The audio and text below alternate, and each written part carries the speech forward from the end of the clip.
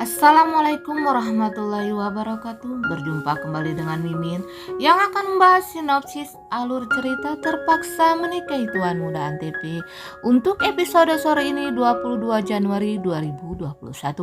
Tentunya pada episode sore ini akan semakin seru, menegangkan serta bikin kita semua baper dibuatnya. Dimana di sini terlihat kalau Amanda ini sedang berjalan bersama dengan sahabatnya. Saat itu mereka berpapasan dengan David. Terlihat sekali di sini wajah David yang merasa cemburu melihat kedekatan antara Amanda bersama dengan sahabat lelaki mereka ini ya guys ya. Nah, saat itu ketika ia sedang berjalan, tiba-tiba saja Amanda ini menabrak seorang wanita tanpa sengaja. Lalu Amanda menolong wanita yang ditabrak tersebut untuk bangkit dari jatuhnya. Nah guys, di scene berikutnya ketika Amanda akan menikmati makanannya, tiba-tiba saja ada seekor binatang yang masuk ke dalam makanan Amanda. Amanda yang melihat binatang yang menggelikan itu pun langsung menjerit ketakutan nih guys ya. Sepertinya Amanda ini sedang diteror oleh seseorang yang membuat dirinya ketakutan nih guys ya, melihat binatang yang menggelikan tersebut yang sudah masuk ke dalam makanan Amanda. Nah guys, siapa ya kira-kira yang telah meneror Amanda tersebut nih, sehingga Amanda pun menjerit ketakutan melihat binatang yang menggelikan tersebut. Sementara itu si Tante Marisa ini ketika ia sedang berjalan sendirian, tiba-tiba saja Tante Marisa ini merasa ada orang yang sedang mengikuti dirinya dari belakang. Tentunya Tante Marisa pun merasa ketakutan ketika lelaki itu terus saja mengikuti dirinya. Padahal saat ini Tante Marisa ini sedang berjalan sendirian guys ya. Duh, siapa ya kira-kira yang mengikuti si Tante Marisa ini? Apakah ini adalah hantunya Karina yang diam-diam mengikuti dirinya? Padahal kan Karina sudah dinyatakan sudah meninggal. Akan tetapi di sini belum bisa ditebak siapa yang telah mengikuti dirinya saat ini diam-diam. Namun orang yang telah mengikuti Marisa ini cukup membuat Marisa sangat ketakutan.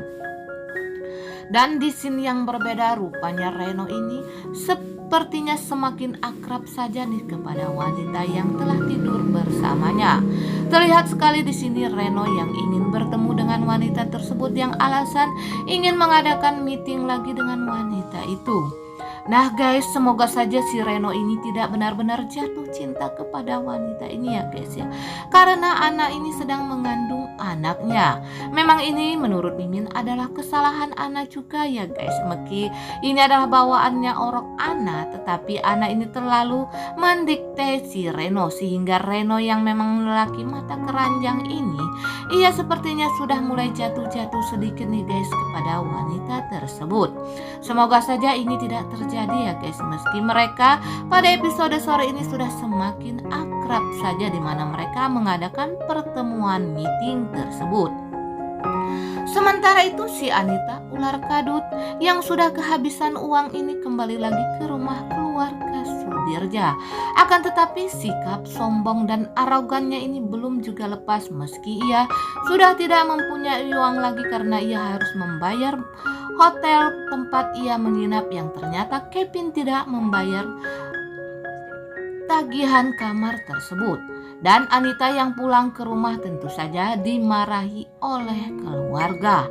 Nah guys, Anita yang sudah pulang ke rumah ini tetap saja membela Kevin dan ia akan membuktikan nih katanya kepada keluarga Sudirja kalau Kevin itu adalah orang baik. Duh, benar-benar si Anita ular kadut ini sudah gelap mata dan sudah terlalu jatuh cinta kepada Kevin sehingga ia tidak tahu kalau saat ini keluarga Sudirja ini memang benar dengan tuduhan mereka terhadap Kevin, karena Kevin itu bukanlah orang baik dan tidak cocok dengan Anita.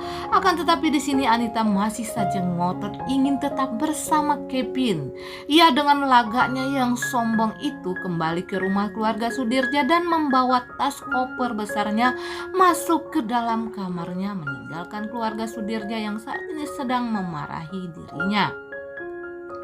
Nah, Sebelumnya juga di sini diceritakan kalau Tuan Muda Abimana yang tengah membela kakaknya si Raditya yang saat ini terbaring di rumah sakit karena infeksi luka akibat operasi pada ginjalnya ini ternyata jadi koreng sehingga Radit pun harus dirawat di rumah sakit.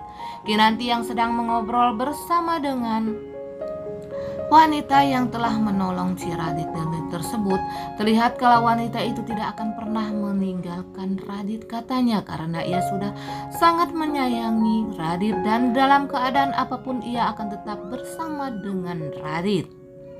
Terlihat kalau di sini Radit yang sudah sadar disuapin oleh kekasihnya ini dengan sangat hati-hati sekali. Radit pun berterima kasih karena sudah menjaganya dan merawat dirinya yang saat ini terbaring lemah di rumah sakit.